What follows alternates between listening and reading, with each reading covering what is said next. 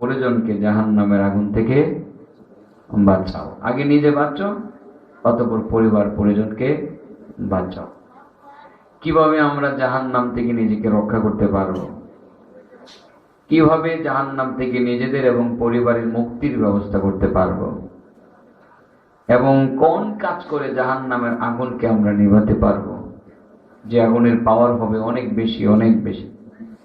যে আগুনের মধ্যে মানুষ জ্বলতে জ্বলতে মানুষ আর পাথর একাকার হয়ে যাবে। একটা পাথর যদি দীর্ঘক্ষণ পর্যন্ত আগুনের সাথে মিশে থাকে, আমরা রাস্তা দিয়ে আসার সময় দেখে এসেছি, পাথরকে আগুনের সাথে অ্যাডজাস্ট করলে পরে সে পাথরটা একেবারে কালো হয়ে যায়। চৈতন্য দিয়ে ঢুকছিলাম, রাস্তার কাজ চলছিল, পাথর দিয়ে ডালাই চলছে। আমি একটু তাকিয়ে দেখছি যে পাথরগুলো জ্বালানো হচ্ছে আগুনের সাথে মিশ্রণ এবং আরেকটা মেডিসিনের সাথে যেটাকে ব্যবহার করা হচ্ছে, সে পাথরটা একেবারে কুচকুচি কালো হয়ে যাইতেছে। ঠিক জাহান্নামের আগুনের মধ্যে যখন পাথর জ্বলবে, তখন সেই পাথরগুলো কালো হয়ে যাবে এবং যেসব মানুষ জাহান্নামের আগুনে জ্বলবে সেসব মানুষও একেবারে পুড়তে পুড়তে পাথরের রঙে রঙিন হয়ে যাবে। মানুষ আর পাথরের মধ্যে কোনো পার্থক্য করা যাবে না। জাহান্নামের মধ্যে পাথর আর মানুষ একাকার হয়ে যাবে। এমন পাওয়ার হবে জাহান্নামের আগুনে, সেই জাহান্নামের আগুনকে আমাদের নিবানো দরকার, ঠিক না বেঠিক? দুনিয়াতে কারো বাড়িতে আগুন লাগলে ফায়ার সার্ভিস এসে সে আগুনটাকে নিভিয়ে দিতে পারে, অথবা বাড়ির মানুষ প্রতিবেশী সবাই এসে যার যার ঘর থেকে বোল নিয়ে বালতি নিয়ে পানি ছিটাইয়া সে আগুনটাকে নিভাতে পারে। কিন্তু জাহান্নামের আগুনকে কিভাবে পানি ছিটাইয়া নিভানো যাবে? যাবে না। এবং শুধু এই বালতির পানি, টিউবওয়েলের পানি না, পৃথিবীর সমস্ত সমুদ্রের পানিগুলো যদি একসাথে করে জাহান্নামের আগুনের মধ্যে আপনি ঢালতে শুরু করেন, 1 ইঞ্চি জাহান্নামের আগুনকে আপনি নিভাতে পারবেন না। তাহলে আমরা জাহান্নামের আগুনকে কিভাবে নিভাবো সেটাই তো আমাদের জানা দরকার। আমি সেই বিষয়টাকে নিয়ে কিছু কথা বলবো। অল্প ছোট্ট 1-2 ফুটা মেডিসিন দিয়ে যাব, যে মেডিসিন ব্যবহার করলে ইনশাআল্লাহ জাহান্নামের আগুনকে নিভিয়ে ফেলা সম্ভব। সুবহানাল্লাহ বলতেন না? তো বলেন, জাহান্নামের আগুন নিভানোর ব্যবস্থা করে দিয়ে যাব। আটলান্টিক মহাসাগরের পানি দ্বারা জাহান্নামের আগুন নিভাতে পারবেন না, কিন্তু বুদ্ধি করে যদি আপনি মাত্র 2-3 ফুটা আপনি মেডিসিন ব্যবহার করতে পারেন, তবে জাহান্নামের আগুনকে আপনি নিভিয়ে ফেলতে পারবেন। সেই জাহান্নামের আগুন একেবারে নিভে যাবে, আপনাকে জ্বালাবে না। আপনার জন্য বরাদ্দকৃত জাহান্নামের আগুন যেটা জ্বলছিল সেটা নিভে যাবে, অতঃপর আপনার জন্য জান্নাতের ফয়সালা হয়ে যাবে। সুবহানাল্লাহ। তাহলে সেই মেডিসিনটা কি সেটা আমরা জানবো, যে মেডিসিনটা ব্যবহার করলে পরে জাহান্নামের আগুন নিভানো যাবে। মন থাকবে না কথাটা? মেডিসিন কি সাধারণ কোনো পাবলিকই দিতে পারে? মেডিসিন কারা দেয়? যারা মেডিসিন বিশেষজ্ঞ ডাক্তার। আপনাদের যেরকম রায়পুরাতে মেডিসিন বিশেষজ্ঞ ডাক্তার একজন আছে, আখতারুজ্জামান খান, রায়পুরাতে তার বাড়ি, নরসিংদীতে পড়ছে। উনি যুগ যুগ ধরে মেডিসিন বিশেষজ্ঞ, ভালো মানুষ, আল্লাহওয়ালা মানুষ। ওনার বাবাও ধার্মিক ছিলেন, উনি আলেমদের সাথে উঠা বসা করেন। এখনো সম্ভবত নরসিংদীতে কোনো এক জায়গায় তিনি বসেন। আজ থেকে 20 বছর আগে তার সাথে আমার পরিচয় এবং অনেক খাতির ছিল তার সাথে। এখানে উঠা বসা খুব একটা হয় না, এই জন্য যোগাযোগ নাই, এই জন্য এতটা খবরও খুব একটা বেশি রাখতে পারতেছে না। এই মেডিসিন বিশেষজ্ঞ কিন্তু মেডিসিন লিখবে, ঠিক না বেঠিক? মেডিসিন কি যে কোনো লোক দিতে পারবে? দিতে পারবে না। তাহলে জাহান্নামের আগুন নিবানোর যে মেডিসিনটা, এটা তো মেডিসিন বিশেষজ্ঞ দিবেন। বিশ্ববিখ্যাত একজন ডাক্তার, যে ডাক্তার মেডিসিন ইউজ করে জাহান্নামের আগুনকে নিবানো যাবে, ওই ডাক্তার, এই বিষয়ে বিশেষজ্ঞ ডাক্তার এই মেডিসিনটা দিবেন ইনশাআল্লাহ। মেডিসিনটা লয়ে যাবেন তো না? এই মেডিসিনটা লয়ে যাবেন, এই মেডিসিনটা ব্যবহার করে জাহান্নামের আগুনকে নিভিয়ে ফেলুন ইনশাআল্লাহ। আজকে আমরা জাহান্নামের আগুনকে নিবানোর ব্যবস্থা করব। তাহলে সারা পৃথিবীর সব পানি ঢেলেও জাহান্নামের আগুনের 1 ইঞ্চি নিবানো যাবে না।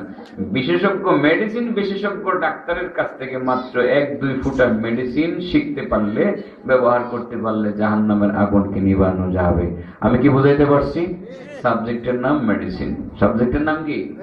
যে মেডিসিন দিয়ে শরীরে শক্তি বাড়বে না জাহান্নামের আগুন নিভবে? জাহান্নামের আগুন নিভবে। এই মেডিসিনটা ডাক্তারের কাছ থেকে নেব। ডাক্তার সাহেব উনি এখনো পৃথিবীতে আগমন করেন নাই, ধরে নেন উনি আসবেন, উনি আইসা বড় হবেন, লেখাপড়া করবেন, এমবিবিএস পাস করবেন, এফসিপিএস পাস করবেন, এরপরে উনি মেডিসিনের উপরে আলাদা কিছু কোর্স করবেন, মেডিসিনের উপরে এফসিপিএস করার পরে আলাদা কোর্স করবেন, কোর্স করার পরে উনি মেডিসিনটা লিখবেন। ডাক্তার সাহেব পৃথিবীতে এখনো আসেন নাই। যে ডাক্তারের নাম হযরত ইয়াহিয়া, ডাক্তারের বাবার নাম জাকারিয়া। ডাক্তারের বাবার নাম কি? জাকারিয়া।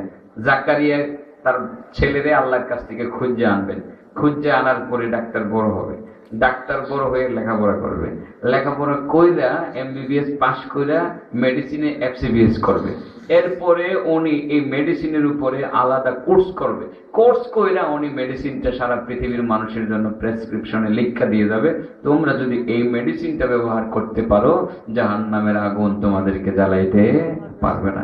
একটু সময় নেবে না? ডাক্তারি পড়াইতে তো 6 বছর লাগে মনে হয়, 6 বছর কমে ডাক্তারি পড়ান জানা। তো আমি মোটামুটি 6 বছর পড়ানোর সময়টা তো আপনাদের কাছ থেকে নেব, শুনবেন তো আপনারা নাকি? তাইলে মেডিসিনটা নিয়ে লয়ে যাওয়ান তো নাকি? লয়ে যাওয়ান না? লয়ে যাওয়ান।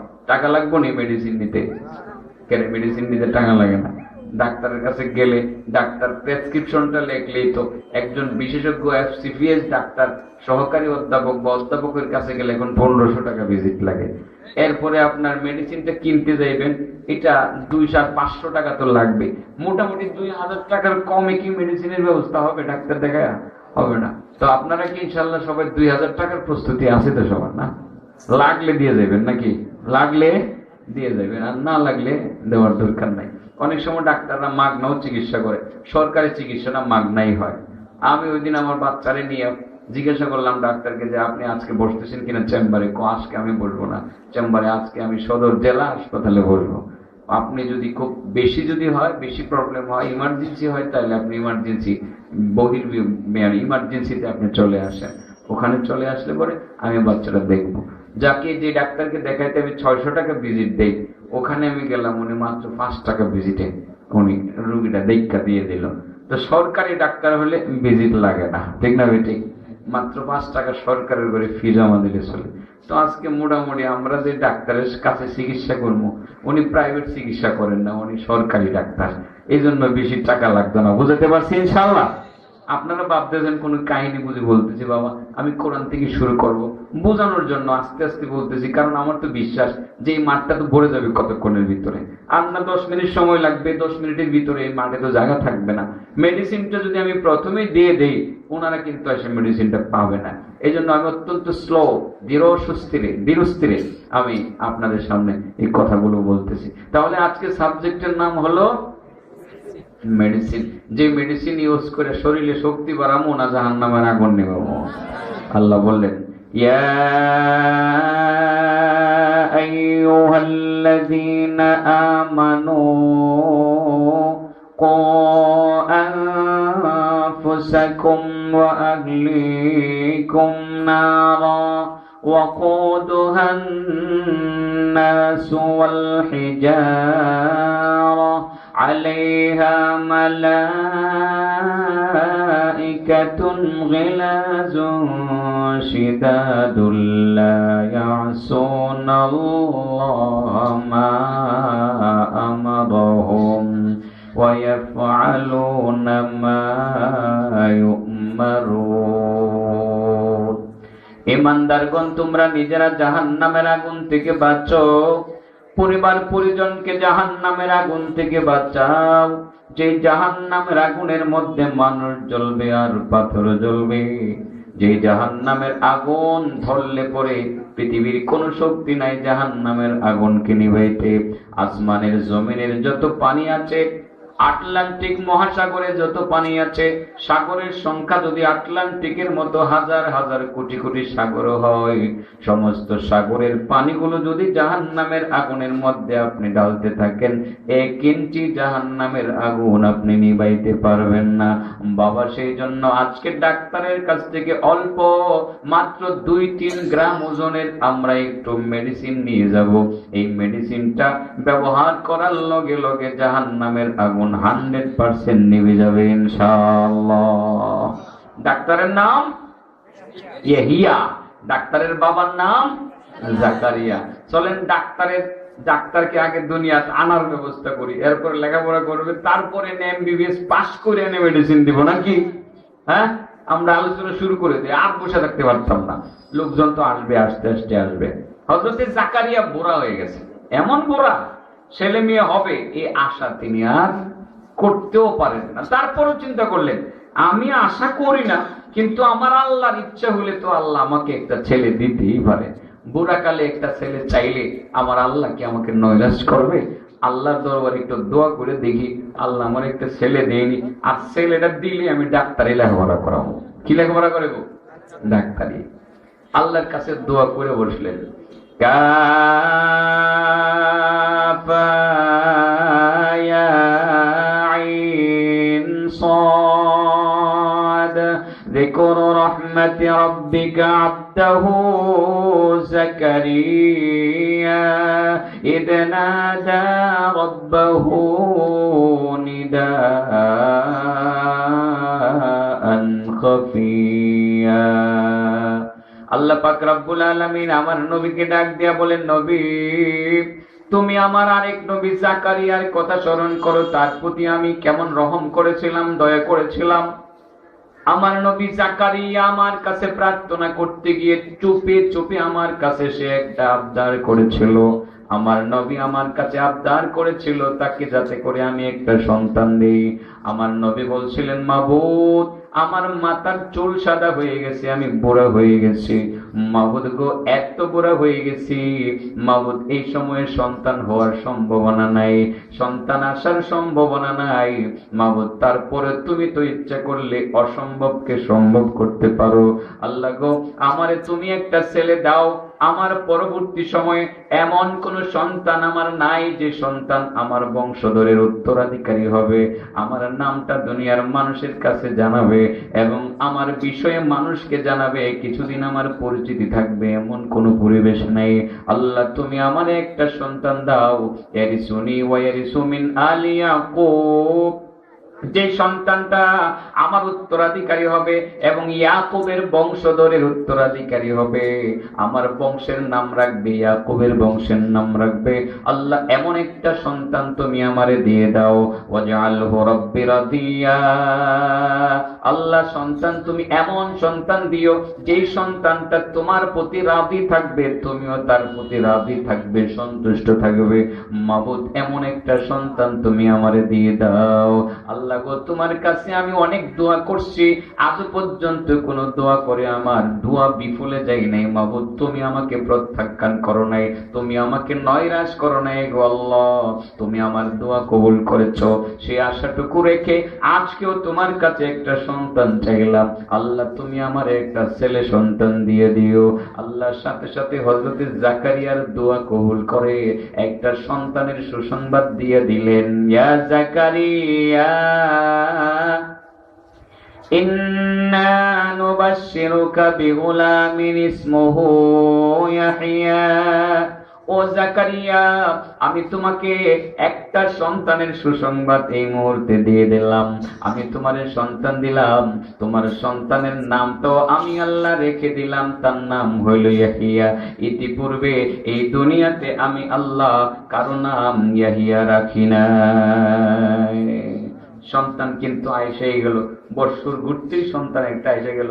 এই সন্তান মেডিকেল কলেজে ভর্তি হইব, এরপরে এই সন্তানে মেডিসিন দিব, মেডিসিন বিশেষজ্ঞ ডাক্তার হইব, এরপরে মেডিসিন দিব যে মেডিসিন দ্বারা জাহান্নামের আগুন নিবানো যাবে। মন থাকবে তো ইনশাআল্লাহ? সাবজেক্টের নাম কি? যে মেডিসিন দিয়ে কি করবেন? জাহান্নামের আগুন নিবাইবেন নাকি? আল্লাহু আকবার, দরকার আছে।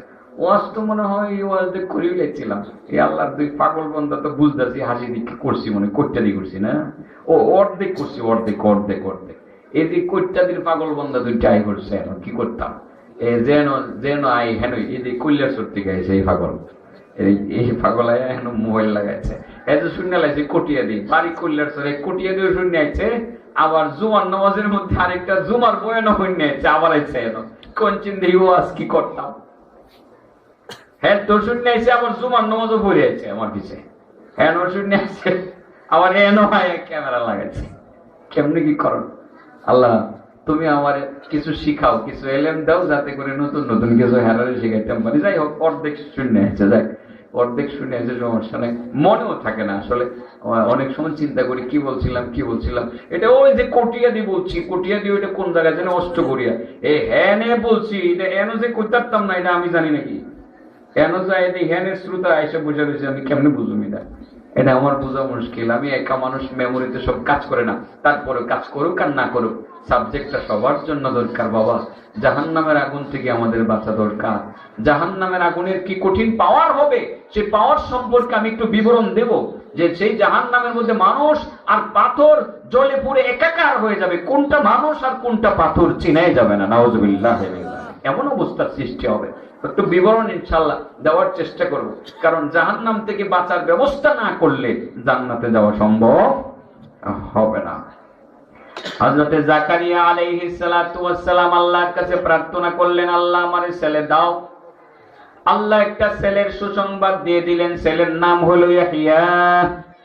এবং ইয়াহিয়াকে আল্লাহ পাক রব্বুল আলামিন পৃথিবীতে পাঠাইয়া ইয়াহিয়ার প্রতি নির্দেশ পাঠাইয়াছিলেন, ইয়া ইয়াহিয়া খুযিল কিতাবা বিকুওয়া।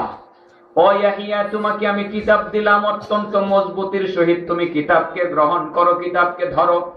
যে ইয়াহিয়া কিতাবের উপরে লেখাপড়া করছিলেন, অনেক লেখাপড়া করছিলেন, কত কত লেখাপড়া প্রতিষ্ঠানে করতে হয় না, কত কত লেখাপড়া ইউনিভার্সিটিতে করতে হয় না, কোন লেখাপড়া বড় বড় বুজুর্গানি দ্বীনের সাথে চলাফেরা করলেই লেখাপড়া হয়ে যায়। হযরতে জাকারিয়া সন্তানকে মূলত মেডিকেল কলেজে তিনি ভর্তি করেন নাই, তিনি নিজেই ছিলেন একটা মেডিকেল কলেজ, তার কলেজের মধ্যেই মূলত ভর্তি হয়েছিলেন হযরতে ইয়াহিয়া। হযরতে ইয়াহিয়া সেখান থেকে মেডিসিনটা সংগ্রহ করে বিশ্ববাসীর জন্য হেফাজত করে রেখেছেন। সারা পৃথিবীর মানুষকে তিনি জানিয়ে দিয়েছেন, নির্দিষ্ট সময়ে যদি আল্লাহর কোনো বান্দা বান্দে মাত্র 2 ফোঁটা মেডিসিন ব্যবহার করতে পারে, জাহান্নামের আগুনকে সে নিভাইয়ে ফেলতে পারবে। এজন্য আল্লাহ বলেন, ইয়া আইয়ুহাল্লাযীনা আমানু কু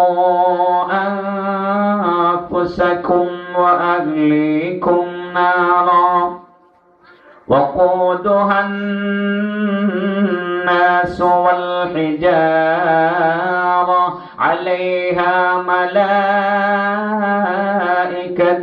غلاظ شداد لا يعصون الله ما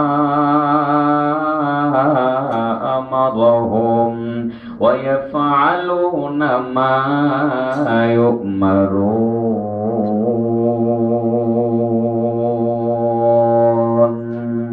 ইমানদারগণ, নিজেরা জাহান্নামের আগুন থেকে বাঁচাও, পরিবার পরিজনকে জাহান্নামের আগুন থেকে বাঁচাও।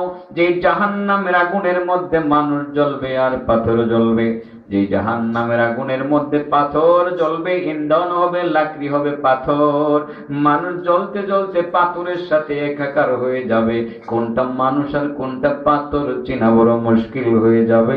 আল্লাহ রাসূল সাল্লাল্লাহু আলাইহি ওয়াসাল্লামের আরেকটি হাদিস বুঝলে পরে বিষয়টা পরিষ্কার হয়ে যাবে। আল্লাহ রাসূল সাল্লাল্লাহু আলাইহি ওয়াসাল্লাম বলেন, আল্লাহর কোন একটা বান্দা জাহান্নামের মধ্যে, সর্বশেষে জাহান্নামের মধ্যে যখন মানুষ একেবারে জাহান্নাম ভরে যাবে, জান্নাতের ভিতরে মানুষ চলে যাবে, একটা পর্যায়ে জাহান্নামের মধ্যে অসংখ্য মানুষ জাহান্নামের আগুনে জ্বলতে জ্বলতে অভ্যস্ত হয়ে যাবে, জাহান্নামের আগুনে শুধু জ্বলতেই থাকবে। এরই মধ্যে জাহান্নামের ভিতর থেকে করুণ কণ্ঠে একটা আওয়াজ বের হয়ে আসবে, কে যেন বলবে, ইয়া হান্নান ইয়া মান্নান। জাহান্নামের ভিতরে থাইক্কা ডাকতে থাকবে, ও দয়াময় আল্লাহ, মেহেরবান খুদা। জাহান্নামের ভিতর থেকে করুণ কণ্ঠে ডাকতে থাকবে। হযরত জিবরাইল জাহান্নামের কাছ দিয়ে যাওয়ার সময় এই করুণ কণ্ঠের আওয়াজটা শোনার পরে আল্লাহর দরবারে সিজদায় পড়ে যাবেন, আল্লাহ গো, তোমার কোন বান্দা জানি জাহান্নামের ভিতরে তোমাকে করুণ কণ্ঠে ডাকতেছে, ইয়া হান্নান ইয়া মান্নান। মান্নান। ওগো দয়াময় আল্লাহ, ও দয়াময় আল্লাহ, মাবুদ তোমার এই বান্দারা জাহান্নামের ভিতরে নিক্ষিপ্ত হওয়ার পরেও তোমাকে বলতেছে না আল্লাহ তোমার কি কোনো দয়া হয় না, তোমার কি কোনো মায়া হয় না গো আল্লাহ, তোমার এই বান্দাটাকে তুমি জাহান্নাম থেকে বের করে নিয়ে আসো। আমার আল্লাহ বলবেন জিবরাইল তাহলে তুমি যাও আমার এই বান্দাকে জাহান্নামের ভিতর থেকে তুমি খুঁজে বের করে নিয়ে আসো। জিবরাইল জাহান্নামে গিয়া শুধু আওয়াজটা শুনতে পারবেন ইয়া হান্নান ইয়া মান্নান, এই আওয়াজটুকু শুধু শুনবেন কিন্তু আল্লাহর বান্দাকে খুঁজে পাবেন না। তিনি দেখবেন জাহান্নামের আগুনের মধ্যে পুড়তে পুড়তে মানুষ আর পাথর তারা একাকার হয়ে গেছে, কোনো পার্থক্য করতে পারবে না। আল্লাহর দরবারে সিজদায় পরে আবারও বলবেন আল্লাহ তোমার এই বান্দার শুধু আওয়াজটুকু শুনলাম ইয়া হান্নান ইয়া মান্নান, আল্লাহ তোমার এই বান্দাকে খুঁজে পাইলাম না গো আল্লাহ তুমি তাকে এখান থেকে বের করে নিয়ে আসো। মাবুদ তোমার কি দয়া হয় না? আমার তো দয়া হইতেছে গো আল্লাহ, তোমার এই বান্দা যে করুণ কণ্ঠে তোমাকে ডাকতেছে মাবুদ আমার বিশাল বড় মায়া লাগতেছে, দয়া হইতেছে তার জন্য। আমার আল্লাহ বললেন জিবরাইল তাহলে তুমি বুঝি তাকে পাও নাই?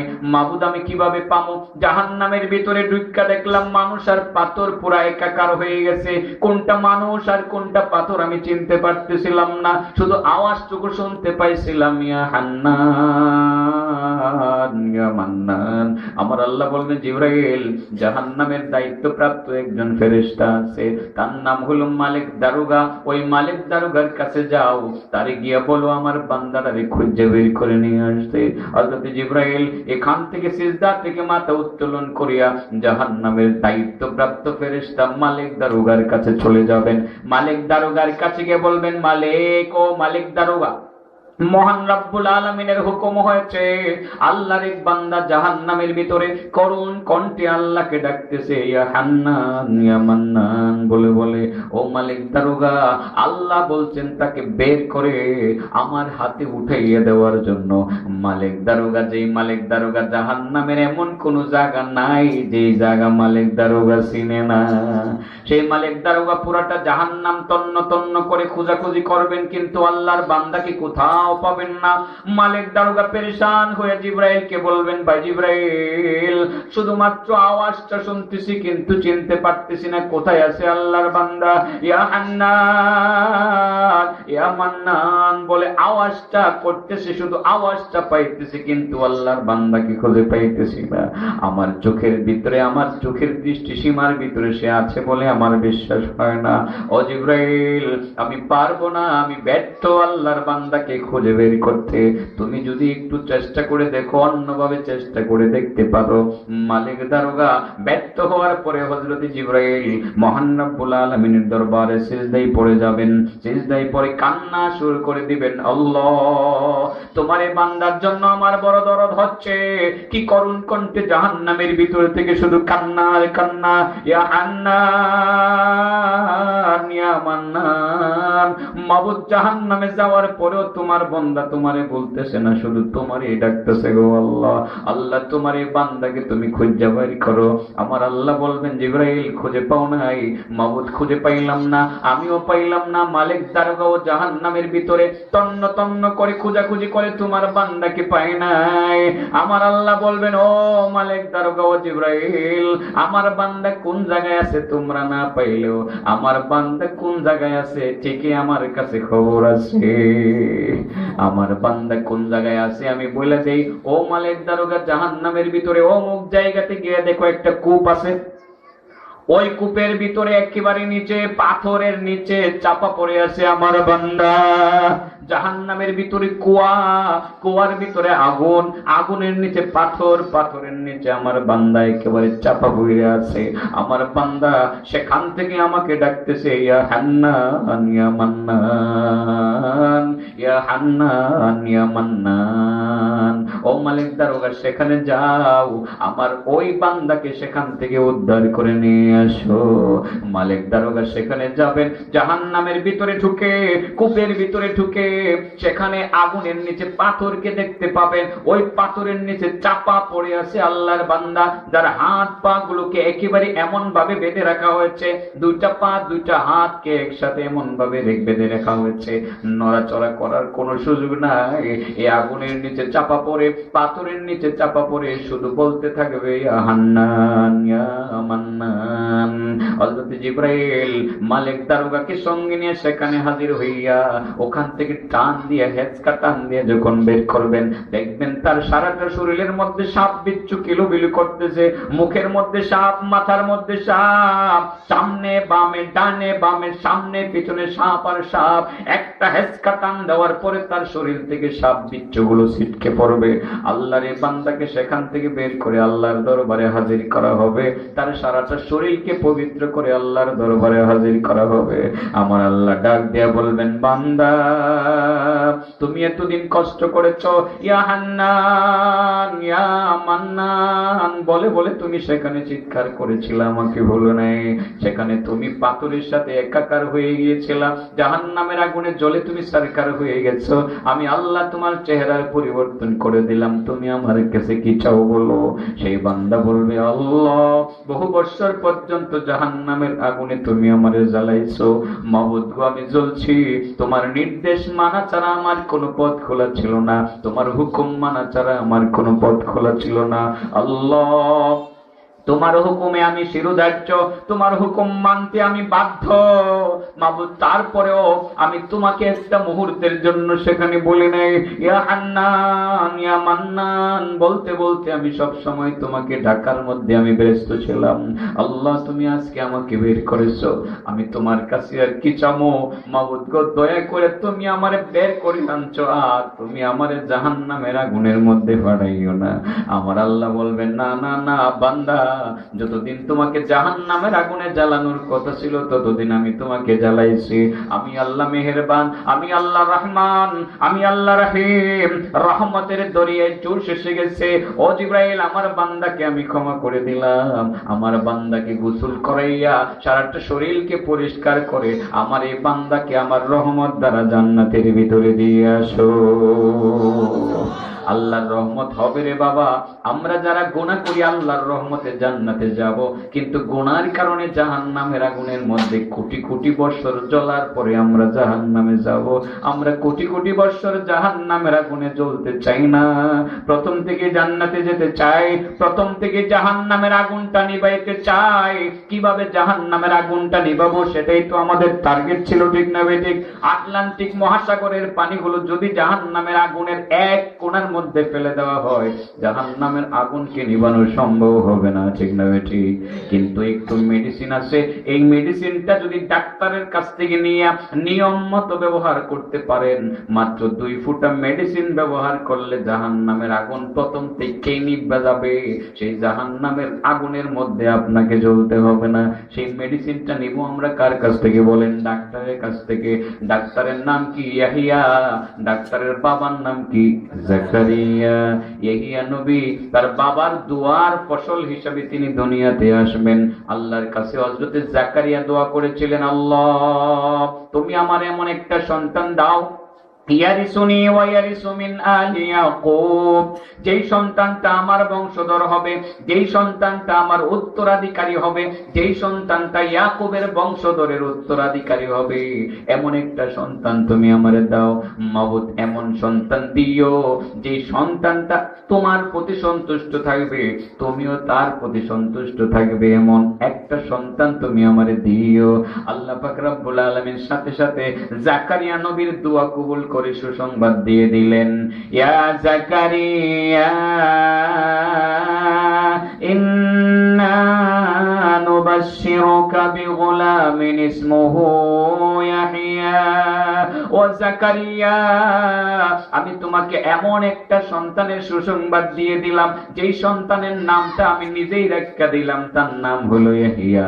হযরত ইয়াহিয়া দুনিয়াতে এসে গেলেন, এবার ডাক্তারি লেখাপড়া শুরু করে দিলেন। ডাক্তার সাহেব এবার মেডিসিনের উপরে লেখাপড়া করবেন। মেডিসিনের উপরে লেখাপড়া কইরা বিশ্ববাসীকে মাত্র 2 ফুটা মেডিসিন দিয়ে দিবেন। সারা পৃথিবীর মানুষ যদি মেডিসিনটা যথাসময়ে ব্যবহার করতে পারে, জাহান্নামের আগুনকে তারা নিভাইতে পারবে। এই তো ছিল সাবজেক্ট। জাকারিয়ার ঘরে আল্লাহ ছেলে দিয়েছে, ছেলের নাম কি? ইয়াহিয়া। উনি ইনশাআল্লাহ মেডিসিন দিব। মেডিসিনের উপর লেখাপড়া কই করবো? ঢাকা মেডিকেল কলেজ থেকে, বাবার কাছ থেকে শিখবো। ওনার মেডিকেল কলেজ হযরত জাকারিয়া নিজে। জাকারিয়া সম্পর্কে আর বিস্তারিত বলা সম্ভব হলো না, সময় আস্তে আস্তে কমে যাইতে আছে। ওই তো হয়ে গেছে অনেক সময়, আর না আধা ঘন্টা সময় সর্বোচ্চ আর কথা বলতে পারবো, এর বেশি তো আর বলতে পারবো না। মেডিসিনটা ইনশাল্লাহ দিয়ে দিব। সবাই ইনশাল্লাহ লইয়ে যাবেন তো মেডিসিনটা, না লয়ে যেতেন না নাকি? জিকির করে লা ইলাহা ইল্লাল্লাহ, লা ইলাহা ইল্লাল্লাহ, লা ইলাহা ইল্লাল্লাহ, লা ইলাহা ইল্লাল্লাহ, লা ইলাহা লা ইলাহা ইল্লাল্লাহ, লা ইলাহা ইল্লাল্লাহ, লা ইলাহা ইল্লাল্লাহ,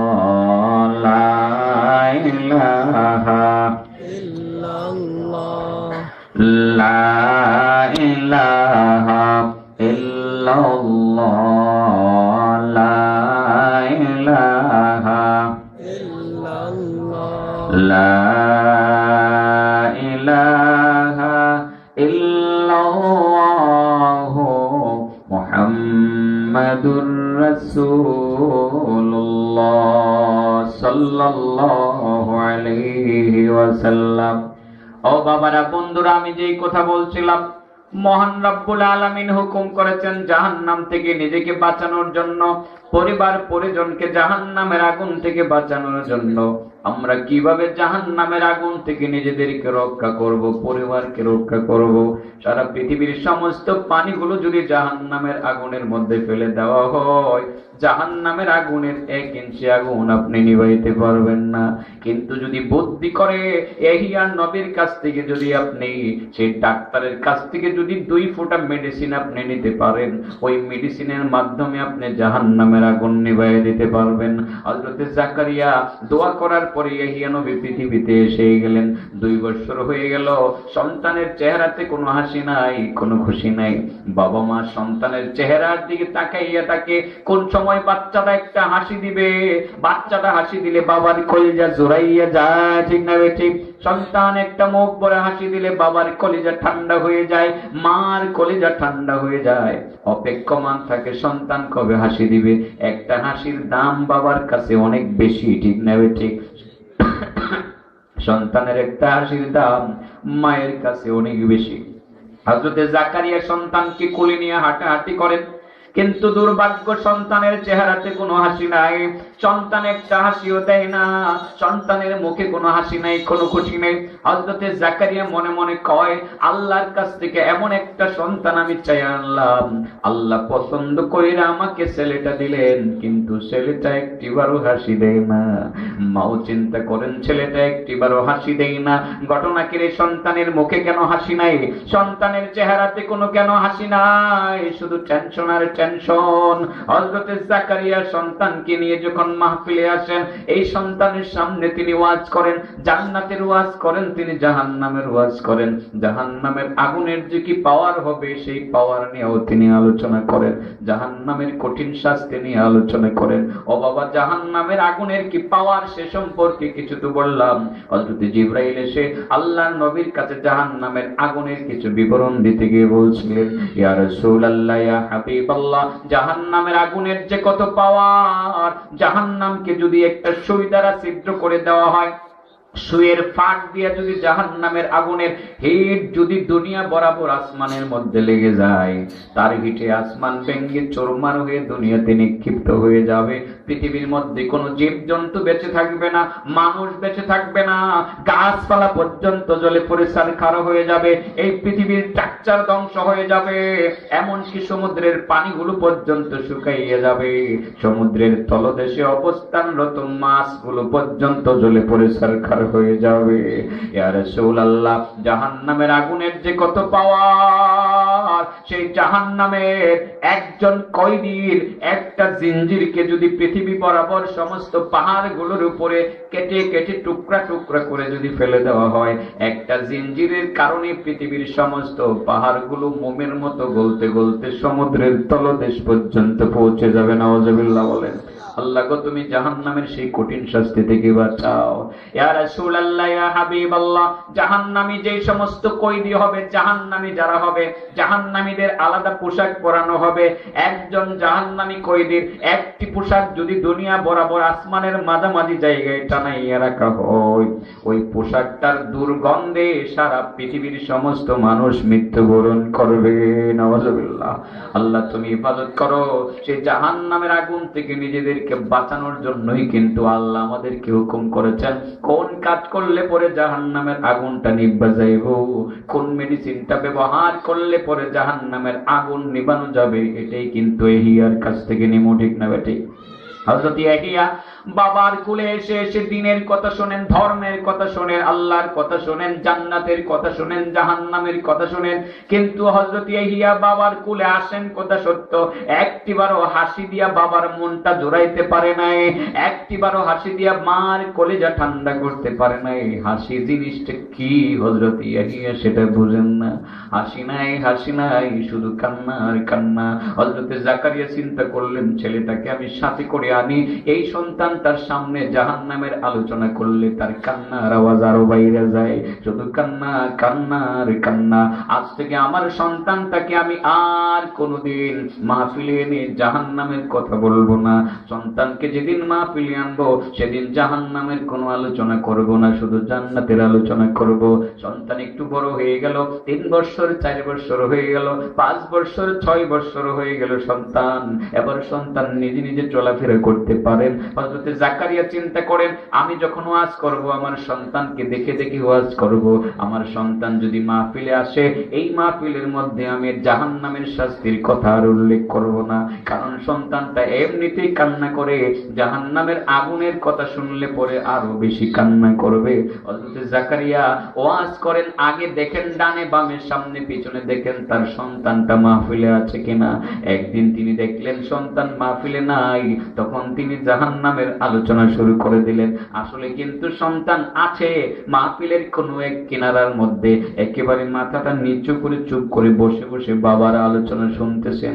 এই পর্যায়ে হযরত জাকারিয়া জাহান্নামের আলোচনা শুরু করে দিয়েছেন। কারা যাবে জাহান্নামে? মুশরিকরা জাহান্নামে যাবে, মুসলমান নামদারি যারা শিরিক করবে তারা জাহান্নামে যাবে, হারাম কামাই যারা করবে তারা জাহান্নামে যাবে, বেদাতি যারা হবে তারা জাহান্নামে যাবে, গীবত যারা করবে তারা জাহান্নামে যাবে, মানুষের হক যারা নষ্ট করবে তারা জাহান্নামে যাবে। এরকম জাহান্নামে কারা কারা যাবে, এই সমস্ত বিষয়গুলো নিয়ে যখন তিনি আলোচনা করতেছিলেন, হযরত ইয়াহিয়া তখন মাথাটা নিচে দিয়া জাহান্নামের আলোচনা শুনতেছিলেন। হযরত জাকারিয়া বুঝতেও পারেন নাই তার সন্তান যে এখানে জাহান্নামের আলোচনা শুনতেছে। কোন কোন কাজ করলে জাহান্নামে যাওয়া লাগবে? শিরিক করলে না। মুশরিক বেহেশতে যাবে কোনদিন? মুসলমান মুশরিক আছে না নাই? মুসলমানের মধ্যে মুশরিক কারা? যে আল্লাহর সাথে শরীক করে, কবর পূজা করে। কার পূজা করে? কবর পূজা করে। দয়াল বাবার গান গায়, বাবারে আল্লাহর সাথে মিলায়। আছেন এরকম? হ্যাঁ, এদিকে নাই, এদিকে আশেপাশে আছে। একটা একটা ওয়াজ করতে হয় যে একটা বাবার মাজারও গিয়েও গান গায়। হ্যাঁ, নিশিরাইতে কারবাসি বাজায়, কি যে ফয়জুদ্দিন বাবার গান গায়। হ্যাঁ, এ তাইরি কয়টা দেয়, নিশিরাতে কারবাসি বাজায়, কোনছেন দিহি নিশিরাতে ফয়জুদ্দিন বাবাই বাসি বাজায়। কি ওয়াজ করে, আবার কতক্ষণ এটার মধ্যে না অন্য ওয়াজের মধ্যে আবার হ্যাঁ আবার জিকিরও করে, লা ইলাহা ইল্লাল্লাহ এল এল করে, আল্লাহ আল্লাহ করে, আবার কথা বৈশা যান, ওই বৈশা যান, হ্যাঁ ওই জালালি বৈশা যান, ডেলা দেই। কি ওয়াজ আপনাদের এলাকাতে মনে হয় এই পাগলটা না? নরসিংদী শহরে এখনো ঢুকতেছে না। আরে এদিকে নারায়ণপুর টারায়ণপুরের দিকে আয়, এদিকে আয়, এদিকে খুব ভক্ত হয় মানুষ। পীর বাবারে সিজদা করেও মুশরিক হয় মানুষ, তারা মুশরিক। মুশরিকেরা বেহেশতে যাবে না, যাবে কোথায়? দুজকে। এই বিষয়গুলো নিয়ে আলোচনা করতেছিলেন। শিরিক যারা করবে তারা জাহান্নামে যাবে, শিরিককারী জাহান্নামে যাবে, সুদখোর জাহান্নামে যাবে, ঘুষখোর জাহান্নামে যাবে। এইসব প্রত্যেকটা বিষয় নিয়ে উনি আলোচনা করতেছিলেন। হযরতে ইয়াহিয়া ডাক্তার সাহেব কোন জায়গায় আছে? মাথা নিচু করে বসে রয়েছে। এই ডাক্তারের তো আমাদের কাম, ওনার কাছ থেকে তো মেডিসিনটা নিব। ওয়াজ ভুলে গেছেন কি আপনারা? মনে হয় সিরিয়ালটা মন নাই। এই ডাক্তারের তো কাম মাথা নিচু করে বসে রয়েছে, ডাক্তার লেখাপড়া করতেছে, মাথা নিচু করে ডাক্তার শিখতেছে, মেডিসিন বিশেষজ্ঞ ডাক্তার হবে। ওই ডাক্তারই আমাদেরকে মাত্র 2 ফোঁটা মেডিসিন দিয়ে যাবেন, যেই মেডিসিনের মাধ্যমে আমরা জাহান্নামের আগুনকে নিভাইতে পারবো। আল্লাহ আমাদেরকে তৌফিক দান করুক। সবাই বলেন আমিন। ইয়া আইয়ুহাল্লাযীনা আমানু কু আনফুসাকুম ওয়া আহলিকুম নারা ওয়াকুদুহা الناس والحجارة عليها ملائكة غلاظ شداد لا يعصون الله ما أمرهم ويفعلون ما يؤمرون। ইমানদারগণ, তোমরা নিজেরা জাহান্নামের আগুন থেকে বাঁচো, পরিবার পরিজনকে জাহান্নামের আগুন থেকে বাঁচাও। যে জাহান্নামের আগুনের মধ্যে মানুষ জ্বলবে আর পাথর জ্বলবে। ও বাবা, জাহান্নামের আগুনের যে কি পাওয়ার, কি ক্ষমতা একটু বলা হয়েছে। সারা পৃথিবীর সমস্ত পানিগুলো যদি জাহান্নামের আগুনের মধ্যে ফেলে দেওয়া হয়, 1 ইঞ্চি জাহান্নামের আগুনকে নিভানো সম্ভব হবে না। কিন্তু ডাক্তারের কাছ থেকে যদি বুঝে শুনে মাত্র 2-3 ফোঁটা মেডিসিন আমরা আজকে নিতে পারি এবং মেডিসিনটা ব্যবহার করতে পারি, জাহান্নামের আগুন নিভানো যাবে। আমাদের ডাক্তার সাহেব তার বাবার ক্লাসের মধ্যে তিনি বসা আছেন, মাথা নিচু করে বসা আছেন। তার বাপ হযরতে জাকারিয়া তিনি জাহান্নাম সম্পর্কে আলোচনা করতেছেন। যারা মুশরিক হবে, দুনিয়ার বড় গুনাহটা করবে, যারা শিরিক করবে, ওই সমস্ত লোকেরা অবশ্যই জাহান্নামে যাবে। দুনিয়ার মধ্যে যত বড় গুনাহ আছে, এর মধ্যে সবচেয়ে বড় গুনাহর নাম হলো শিরিক। ঠিক না বেঠিক? হযরত লোকমান তার ছেলেকে বলেছিলেন, ওয়াইদ ক্বালা লুকমানু লিবনিহি ওয়া হুয়া ইয়াইযুহু ইয়া বুনাইয়া লা তুশরিক বিল্লাহ ইন্নাশ শিরকা লাযুলমুন আযীম। হযরত লোকমান তার ছেলেকে উপদেশ দিতে গিয়ে বলছিলেন, বাবারে, ও বাবা, তোমাকে কিছু ওসিয়ত, কিছু নসিহত আমি করতে চাই, কিছু ওয়াজ করতে চাই রে বাবা। পৃথিবীর মধ্যে আমি বেশি দিন থাকবো না, সন্তান হিসাবে কিছু দায়িত্ব কর্তব্য আছে তোমার প্রতি, আমি দায়িত্ব পালন করলাম। বাবা, প্রথম যে তোমাকে হুকুমটা করলাম, সাবধান, কোনদিন আল্লাহর সাথে কাউকে শরীক করবা না, কারণ ইন্নাশ শিরকা লাযুলমুন আযীম। শিরিক হলো সবচেয়ে বড় জুলুম, সবচেয়ে বড় গুনাহ। এই পৃথিবীর মধ্যে সবচেয়ে বড় গুনাহর নাম হলো শিরিক। বলেন, এই জগতের মধ্যে সবচেয়ে বড় গুনাহর নাম হলো শিরিক। আমরা শিরিক করি কিভাবে? অনেকভাবে আমরা শিরিক করতে পারি। বাবার পায়ে সিজদা দিয়ে আমাদের শিরিক হয়ে যায়।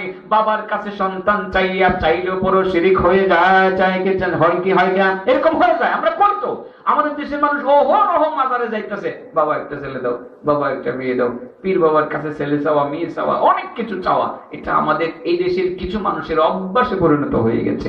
সেই শিরিকগুলো আমাদের দ্বারা যাতে কখনো না হয় খেয়াল করতে হবে। শিরিকের উপরে বিস্তারিত কথা বলা তো সম্ভব হবে না, এটা তো মুস্তাকিল এক্সট্রা একটা সাবজেক্ট। এটার উপরে ওলামায়ে হযরত প্রায় কথা বলে থাকেন। আমরা শিরিকের শুধু একটু নমুনা বললাম। আমরা যে শিরিকগুলো করি, আমাদের দেশের মানুষের দ্বারা যে শিরিকগুলো হয়ে যায়, এর মধ্যে আমরা যা দেখতেছি এই উরুস আর মাজার দ্বারা বেশি হয়। ঠিক না বেটি? উরুস আর মাজার দ্বারা বেশি হয়। ওখানেই বাবাকে সিজদা করা হয়, ওখানেই বাবার কাছে চাওয়া হয়, ওখানেই বাবাকে আল্লাহর সাথে শরীক করা হয়। ঠিক না বেটি? আল্লাহ ওই ওলি, ওলি ওই আল্লাহ, বলে কি বলে না? আল্লাহ ওই ওলি, ওলি ওই আল্লাহ। ওলি আল্লাহর লগে যোগাযোগ রাখলে আর আল্লাহর সাথে যোগাযোগ রাখার দরকার পড়ে না। নাউযুবিল্লাহি মিন যালিক। ওলি আল্লাহ, আল্লাহ ওই ওলি, এসব বিশ্বাস যাতে আমাদের কখনো আমাদের অন্তরে না জন্মায়। এই শিরিকের কথা বলছিলেন।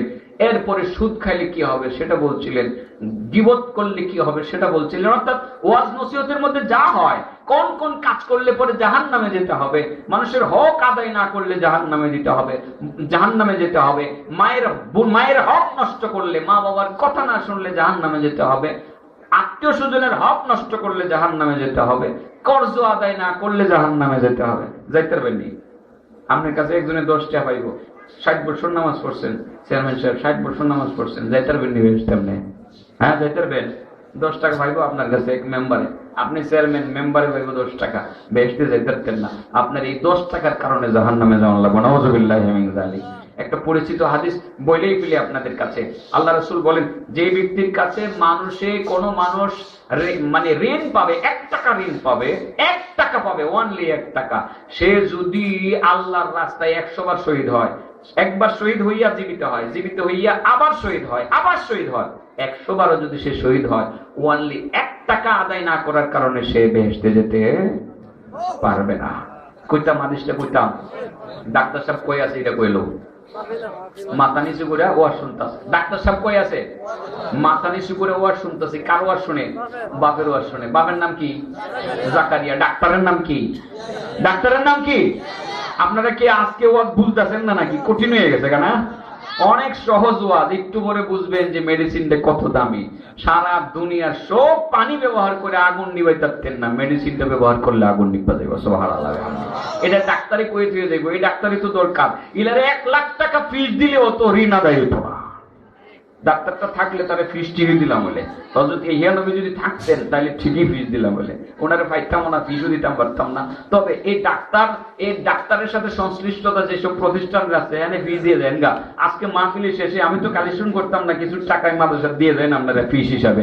মনে করবেন মেডিসিন যেহেতু এই মাহফিল থেকেই পাইছি, অন্তত পক্ষে 1000-2000 টাকা করে ফিস দিয়ে যাই, জাহান্নামের আগুন তো নিভাইতে পারলাম। আল্লাহু আকবার। আল্লাহ বড় মেহেরবান, জাহান্নামের আগুন নিবানোর ব্যবস্থা তিনি করে দিয়ে গেছেন। এখন বলছিলাম, হযরত জাকারিয়া ওয়াজ করতেছেন আর আমাদের ডাক্তার সাহেব ওয়াজ শুনতেছেন। বাপে বুঝতেও পারতেছেন না ডাক্তার যে মাথা নিচু করে বসে আছেন। বাপে বুঝলে কিন্তু আর জাহান্নামের আলোচনা করতেন না। 1 টাকা ঋণ থাকলে বেহেশতে যেতে পারবেন না। এটাই ছিল আমি আমার বোঝানোর উদ্দেশ্য। একটু বুঝাই। আল্লাহ রাসূল সাল্লাল্লাহু আলাইহি সাল্লামের এক সাহাবী, তিনি বলেন, প্রিয় নবী রাসূল করিম সাল্লাল্লাহু আলাইহি ওয়াসাল্লাম এর সাথে আমি মদিনায়ে মুনাওয়ারায় মসজিদে নববীতে নামাজ পড়লাম। নামাজ পড়ে আব্দুল্লাহ বিন জাহাজ বলেন, নাম কি? আব্দুল্লাহ বিন জাহাজ, যে নামাজ আদায় করে আল্লাহ নবীর সাথে আমার দেখা হলো বিফিনাইল মসজিদ, মসজিদের বাহিরের এক আঙ্গিনায়, হাইসু তুদাউল জানাজা, যেখানে জানাজার লাশ রাখা হয়। যেখানে কার লাশ রাখা হয়? জানাজার লাশ। মসজিদে নববীতে জানাজার লাশ রাখার জায়গা আছে, কাবা শরীফের পাশে মসজিদুল হারামে জানাজার লাশ রাখার জায়গা আছে।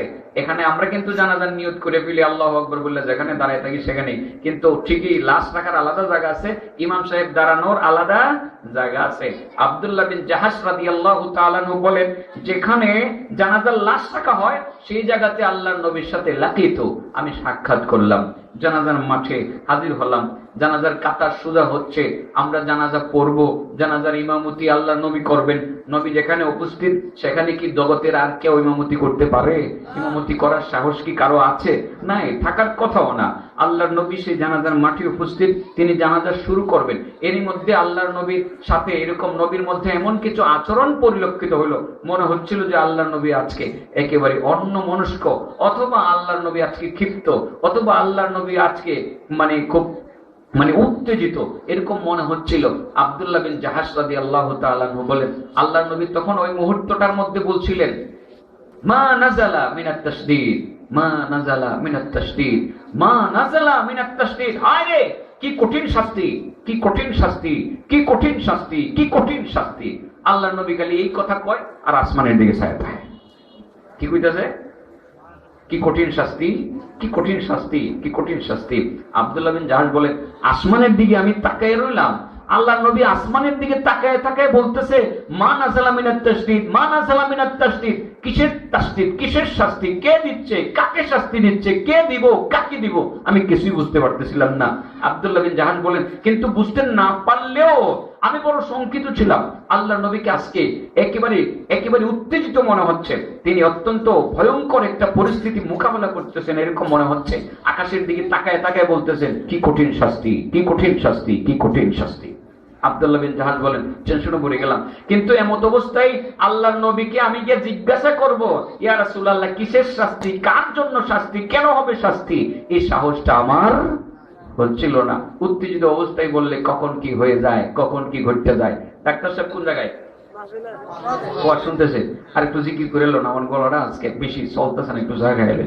লা ইলাহা ইল্লাল্লাহ, লা ইলাহা ইল্লাল্লাহ, লা ইলাহা ইল্লাল্লাহ,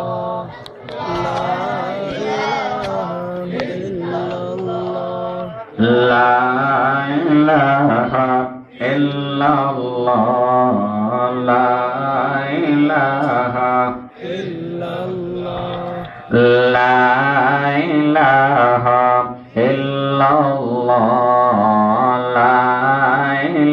ইলাহা ইল্লাল্লাহ, লা ইলাহা ইল্লাল্লাহ, লা ইলাহা ইল্লাল্লাহ, লা ইলাহা ইল্লাল্লাহ, লা ইলাহা ইল্লাল্লাহ, লা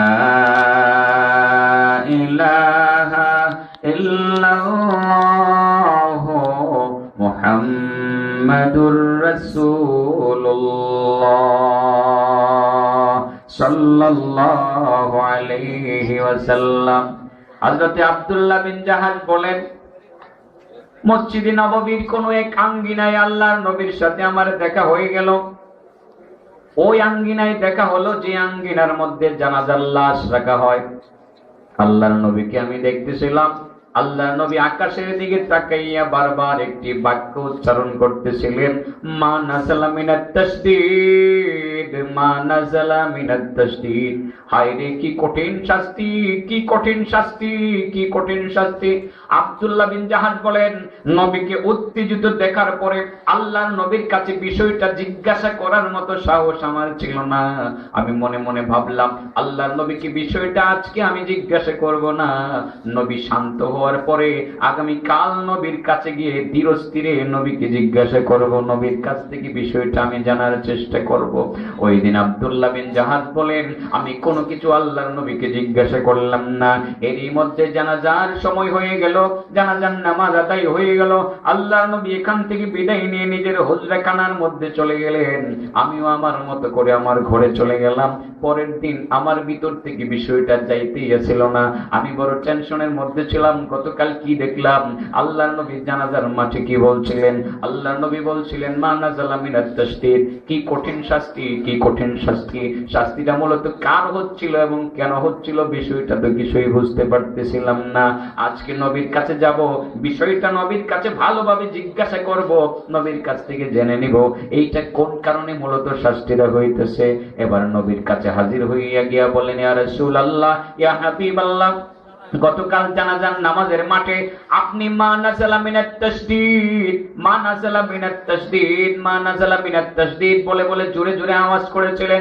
কঠিন শাস্তির কথা বলেছিলেন, কঠিন শাস্তির কথা বলেছিলেন। ইয়া রাসূলুল্লাহ, কাকে কঠিন শাস্তি দেওয়া হবে, কেন শাস্তি দেওয়া হবে, গতকাল এই কথাটা আপনাকে জিজ্ঞাসা করার আমি সাহস পাই নাই।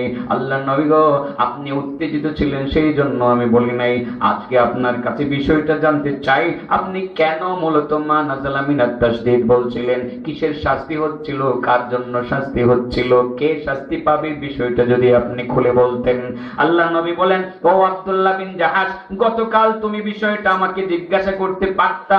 গতকাল যদি তুমি জিজ্ঞাসা করতা, আমি গতকালে তোমাকে সেই বিষয়টার উত্তর দিয়ে দিতাম। যেহেতু জিজ্ঞাসা করো নাই, আজকে জিজ্ঞাসা করেছো, আমি তোমাকে আজকে বিষয়টা বলে দেই। ও আব্দুল্লাহ বিন জাহাজ, আমি আসমানের মধ্যে, আসমান থেকে কিছু শাস্তি না নাজিল হইতে আমার সচক্ষে দেখতেছিলাম। কি কঠিন শাস্তি আমাকে দেখানো হয়েছিল, এই শাস্তি আল্লাহর পক্ষ থেকে আমাকে দেখানো হয়েছিল। এটা দেখার পরে আমি উত্তেজিত হয়ে গিয়েছিলাম, আমার বড় ভয় লাগতেছিল। সেই জন্য আমি মা নাযালা মিনাত তাসদীদ বলেছি। তার মানে হলো আল্লাহর পক্ষ থেকে আমাকে জানানো হয়েছিল, দুনিয়ার আমার কোন উম্মত যদি, আল্লাহর কোন বান্দা যদি দুনিয়ার মধ্যে 100 বার শহীদ হয়, একবার মৃত্যুবরণ করার পরে শহীদ হওয়ার পরে যদি আবার জীবিত হয়, আবার জীবিত হইয়া যদি আবার শহীদ হয়, আবার জীবিত হইয়া যদি আবার শহীদ হয়, 112 যদি পর্যন্ত 112 যদি আল্লাহর রাস্তায় শহীদ হয়, একটি টাকা যদি তার ঋণ থাকে তার শাস্তি মওকুফ হবে না, তাকে কঠিন শাস্তি দেওয়া হবে। একটি টাকা ঋণের কারণে জান্নাতের দরজা তার জন্য বন্ধ হয়ে যাবে, সে ঋণ আদায় না করা পর্যন্ত জান্নাতে যেতে পারবে না। নাউজুবিল্লাহ বলেন। ও বাবা, মানুষের একটি টাকা মাইরে খাইবেন, 1 টাকা হক নষ্ট করবেন, দোকানের 1 টাকা বাকি আপনি মাইরে খাইবেন, মনে রাখবেন জান্নাতে যাইতে পারবেন না। জান্নাতে যাওয়ার রাস্তা বন্ধ হয়ে যাবে, জাহান্নামের দরজাটা খোলা হয়ে যাবে। এই জন্য জাহান্নাম থেকে বাঁচতে হলে কি কি করণীয়, কি কি বর্জনীয়, সেগুলো আমাদের জানা দরকার। হযরত জাকারিয়া জাহান্নামের বিষয়ে আলোচনা করতেছিলেন, ওনার ছেলে ডাক্তার সাহেব পিছনে বৈশা বৈশা জাহান্নামের আলোচনা শুনতেছিলেন। হযরত জাকারিয়া বুঝতেও পারেন নাই সন্তানটা যে ওখানে বৈশা আছে, ঠিক না ঠিক? আমরা আবার আলোচ্য বিষয়ের ফিনিশিং এ চলে আসি। মনে হয় আজান কয়টায়? 7টায় না? এর আগে আমাদের শেষ করতে হবে। ফিনিশিং দিয়ে দিই, মেডিসিনটা দিয়ে দিই, ঠিক আছে না? ইয়া আইয়ুহাল্লাযীনা আমানু কু আনফুসাকুম ওয়া আহলিকুম নারা وقودها الناس والحجارة عليها ملائكة غلاظ شداد لا يعصون الله ما أمرهم ويفعلون ما يؤمرون। ইমানদারগণ নিজেরা জাহান্নামের আগুন থেকে বাঁচাও, পরিবার পরিজনকে জাহান্নামের আগুন থেকে বাঁচাও। যেই জাহান্নামের আগুনের মধ্যে মানুষ জ্বলবে আর পাথর জ্বলবে। দুনিয়ার আগুন লাকড়ি দিয়ে জ্বালানো হয়, আগুনটা নিভা যায়। জাহান্নামের আগুন পাথর দিয়ে জ্বালানো হবে, সেই আগুন নিভবে না। জাহান্নামের আগুনকে যদি নিভানোর জন্য আমরা চেষ্টা করি, আটলান্টিক মহাসাগরের সমস্ত পানিগুলো যদি জাহান্নামের এক কিনারার মধ্যে ঢেলে দেওয়া হয়, জাহান্নামের 1 ইঞ্চি আগুন নিভানো সম্ভব হবে না। কিন্তু যদি ডাক্তারের কাছ থেকে জাইন্না শূন্য মাত্র 2 ফোঁটা মেডিসিন আমরা সংগ্রহ করে ব্যবহার করতে পারি, ইনশাআল্লাহ জাহান্নামের আগুন নিভা যাইব। ওই ডাক্তারের নাম কি? ইয়াহিয়া। ডাক্তারের নাম কি? বাপের নাম কি? জাকারিয়া। ডাক্তার সাহেব বাবার মেডিকেল কলেজে ভর্তি হইয়া বাবার ওয়াজ শুনতেছে। হযরত জাকারিয়া কোন কোন কাজ করলে পরে জাহান্নামের আগুনে যেতে হবে সেই কাজগুলোর বিবরণ দিতেছেন। হযরত জাকারিয়া বলতেছেন, এই এই কাজ করলে জাহান্নামে যেতে হবে, শিরিক করলে জাহান্নামে যেতে হবে, মানুষের মাল আত্মসাৎ করলে জাহান্নামে যেতে হবে, কর্জ নিয়ে আদায় না করলে জাহান্নামে যেতে হবে, সুদ খাইলে জাহান্নামে যেতে হবে, ঘুষ খাইলে জাহান্নামে যেতে হবে, মানুষের গীবত করলে জাহান্নামে যেতে হবে। এই বিষয়গুলো তখন নিয়ে হযরত জাকারিয়া বিস্তারিত আলোচনা করতেছিলেন। এরই মধ্যে ওনার ছেলে পিছনে বৈশা গেলেন, তার বয়স হলো মাত্র 6 বছর পুরো হলো। 6 বছরের ছেলেটা জাহান্নামের আলোচনা শুননা আর তিনি সহ্য করতে পারলেন না। একটা চিৎকার দিয়া বাবার ওয়াজ মাহফিল থেকে একটা চিৎকার দিয়া লাফ দিয়া বের হয়ে যে কোথায় গেলেন তাকে আর খুঁজে পাওয়া যায় না। বাবা 7 দিন হয়ে গেল, সন্তানকে খুঁজে পাওয়া যায় না। বুড়া বয়সে একটা মাত্র ছেলে আল্লাহ দিয়েছেন, জাকারিয়া পাগল পারা হয়ে গেছেন, কোথায় গেল সন্তান? এতদিন পরে আল্লাহর কাছ থেকে চাইয়া একটা সন্তান আনলাম, এই সন্তানকে পাই না, সন্তানের মুখে হাসিও দেখলাম না। 6 বছর হয়ে গেল, একটি বারের জন্য সন্তানটা হাসি দিল না। হযরত জাকারিয়া তিনি নিজে সন্তানকে নিয়ে টেনশনে পড়ে গেলেন। জাকারিয়ার স্ত্রী, স্বামী স্ত্রী 2 জন মিলে সন্তানকে খোঁজাখুঁজি শুরু করলেন। হযরত ইয়াহিয়ার মা বাবা পাগলের মতো খোঁজাখুঁজি করতে করতে এদিক সেদিক যাচ্ছিলেন। 7 দিন হয়ে গেল, সন্তানের কোনো খবর নাই। বাবা বলেন তো দেখি, শেষ বয়সের একটি মাত্র সন্তান হারিয়ে গেলে বাবার কাছে কেমন লাগবে, মায়ের কাছে কেমন লাগবে? হযরত জাকারিয়া কিছুটা অধৈর্য হইয়া আল্লাহর দরবারে বললেন, আল্লাহ তোমার কাছ থেকে আমি চাইয়া আনছিলাম আল্লাহ, তোমার কাছে বলছিলাম আল্লাহ তুমি আমার এমন একটা ছেলে দাও, ইয়ারিসুনি ওয়া ইয়ারিসু মিন আলি ইয়াকুব ওয়াজআলহু রাব্বি রাদিয়া। আল্লাহ তুমি আমার এমন ছেলে দাও যে ছেলেটা আমার উত্তরাধিকারী হবে, আলী ইয়াকুবের উত্তরাধিকারী হবে। আল্লাহ গো, যেই সন্তানটা তোমার প্রতি সন্তুষ্ট থাকবে তুমিও তার প্রতি সন্তুষ্ট থাকবে। আল্লাহ তোমার কাছে এমন একটা ছেলে চাইছিলাম, মাবুদ গো তুমি আমারে ছেলে দিছো কথা ঠিক, কিন্তু ছেলেটারে আমি 6 বছর হয়ে গেল ওই ছেলেটার চেহারাতে একটা হাসিও দেখলাম না। ছেলেটা বাবার দিকে তাকাইয়া হাসি দিল না, মায়ের দিকে তাকাইয়া হাসি দিল না। অশান্তির আগুন অন্তরের মধ্যে দাউ দাউ করে জ্বলতে আছে গো আল্লাহ। কি একটা সন্তান তুমি দিলা, কি অপরাধ করেছিলাম, দোয়া করে তোমার কাছ থেকে সন্তান আনলাম, কিন্তু সুস্থ ভালো একটা সন্তান তুমি দিলা না। এই কথা বলতেছে, আরো বলতেছে মাবুদ কই গেল, খুঁজেও তো পাই না গো মাবুদ, কি সন্তান তুমি আমারে দিলা। আমার আল্লাহ বললেন, ও জাকারিয়া তুমি যেমন সন্তান চাইছিলা তোমাকে এমন সন্তানই আমি দিছি। তুমি চাইছিলা এমন সন্তান যেই সন্তানের প্রতি আমি আল্লাহ সন্তুষ্ট থাকব, সেও সন্তুষ্ট থাকবে। ও জাকারিয়া তুমি জেনে রাখবা, এমন সন্তানই আমি তোমাকে দিলাম, তার নাম ইয়াহিয়া। যেই ইয়াহিয়া নিজে আমার প্রতি সন্তুষ্ট, আমি আল্লাহ নিজেও তার প্রতি সন্তুষ্ট। ও জাকারিয়া তুমি এমন সন্তান চাইছিলা, তুমি ভাবতেছো আমি তোমারে ভালো সন্তান দেই নাই, তোমারে ভালো সন্তান দিছি, এমন সন্তান দিছি আমি আল্লাহ ঘোষণা করতেছি আমি তার প্রতি সন্তুষ্ট। সুবহানাল্লাহ। এমন কি কাজ হযরত ইয়াহিয়া করেন যে কাজের কারণে আল্লাহ ইয়াহিয়ার প্রতি একেবারে সন্তুষ্ট হয়ে গেলেন। হযরত জাকারিয়া খুঁজতে আছেন, খুঁজতে পাহাড়ের চিপা চাপাই খুঁজতে 6 বছরের ছেলে কই গিয়ে ভালাইছে, কেমনে করবেন? কি মরনা সাহেব আপনি করতে গাইছেন? ওবায়দুল্লাহ সাহেব না, উসমান এই উসমান সাহেব আমার মাদ্রাসায় কিছুদিন শিক্ষকতা করছে। লোকটারে চিনি, ভালো মানুষ, এই জন্য কই লাইলাম, আপনারা মাইন্ড করতেন না তো। বহুদিন পরে দেখা হয়েছে, এই জন্য উসমান সাহেব বলেই ফেলছি। হযরত জাকারিয়া ডাক্তার সাহেবরে খুঁজে পায় না। কারে খুঁজে পায় না? এমবিবিএস পাস করছে মাত্র, এফসিবিএস ডিগ্রি অর্জন করবো, বেড়ারে ভাই না খুঁজছে। 6 বছর বয়সে এফসিবিএস, মেডিসিনের উপরে। কিসের উপরে? ডাক্তার হয় না, ডাক্তার গিয়ে ফলাইছে, এই যে সিল্লি দিয়ে ফলাইছে। ডাক্তারের খুঁজে হয় না, খুঁজতে পাহাড়ের সিপা সাপাই খুঁজতে গিয়ে দেখে পাহাড়ের এক গুহার ভিতরে বৈশা ও যে কানতে আসিল, এইভাবে কানতেই আছে। সুবহানাল্লাহ বলেন। ছোটবেলার থেকে এমন কান্দা কাঁদছে, অনেক সময় চোখ নষ্ট হয়ে গেলে বাচ্চারা কান্দে। আমার প্রথম মেয়েটা এই ছোটবেলা জন্ম নেওয়ার 10 দিন পর থেকে দেখি চোখ থেকে পানি বাইরে, খালি পানি বাইরে। আমি টেনশনে ভরে গেছি, আল্লাহ গো তুমি কি আমার প্রথম বাচ্চা দিলা, এটা তুমি চোখটারে নষ্ট করে দিলা। ডাক্তার বললো কিচ্ছুই তো না, খালি মেসেজ করবেন দেখবেন যাইবো গা। 2 বছরের ভিতরে না গেলে 2 বছরের পরে অপারেশন করে দেবো। 2 বছরের ভিতরে যায় না, একটু হালকা ঠান্ডা লাগলে যে পানি ভরে আমার মেয়ে কাঁদতেছে এরকম লাগে। ডাক্তার লয়ে গেলাম আল্লাহর মেহেরবানিতে। এমন কি অপারেশন করছে আমি জানি না, ক্যামেরা কাটতে এটাও কইতাম পারতাম না, নাহের ভিতরে দেখে মনে হয় কিছু করছে টরছে। আল্লাহর মতে আমার মেয়ের চোখ ভালো হয়ে গেছে। এর আগে কিন্তু আমি অনেক টেনশন করছি যে আমার মেয়েরা সুখী অবস্থা। হযরত জাকারিয়া ওনার ছেলে খালি কান্দে, এই ছোটবেলার থেকেই কান্দে।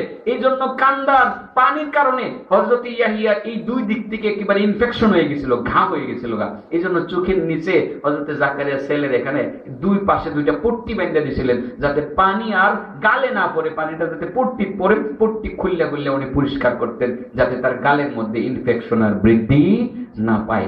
এই ছেলে খালি কান্দা। ওই দিনও এই 6 বছর পুরা হয়ে যাওয়ার পর 7 বছর কাছাকাছি যখন এই গুহার মধ্যে গিয়া হযরত ইয়াহিয়া শুধু কান্না। জাকারিয়া কাছে গিয়ে বলে, বাবা রে বহুত কষ্ট হয়েছে তোরে দিয়া, বাবা তুই একটা হাসিও দিলি না রে বাবা। আল্লাহর কাছ থেকে চাইয়া আনছিলাম, আল্লাহর কাছ থেকে তোরে আমি চাইয়া আনছিলাম রে পথ। ও ছেলে একটা হাসিও দিলা না, তোমার মাও তোমার হাসি দেখে নাই, আমিও তোমার হাসি দেখি নাই। বাবা মা তো সন্তানের মুখের হাসি দেখতে চায়। বাবা তুই হাসোস না, এটা বুঝলাম, কেন হাসোস না তুই ভালো জানোস। বাবা হাসোস না মাইন্না নিলাম, তুই হাসলি না। বাবা তুই খালি সারাক্ষণ কান্দোস করে, এটা কর। হযরত ইয়াহিয়া বাবাকে জবাব দিলেন, আব্বু জাহান্নামের আলোচনা বহুত আপনার কাছ থেকে শুনছি, জাহান্নামের আগুনের কি পাওয়ার হবে সেটাও জানছি, জাহান্নামের আগুনে মানুষ জ্বলতে জ্বলতে, পাথরের সাথে চলতে চলতে মানুষ আর পাথর একাকার হয়ে যাবে। পাথরের কাছ থেকে মানুষকে আলাদা করা সম্ভব হবে না। ও আব্বু, সেই জাহান্নামের আগুনের মধ্যে মানুষ জ্বলবে। জাহান্নামের আগুন থেকে নিজেকে রক্ষা করার জন্য মানুষ চেষ্টা করে। মানুষের অনেক সম্বল আছে।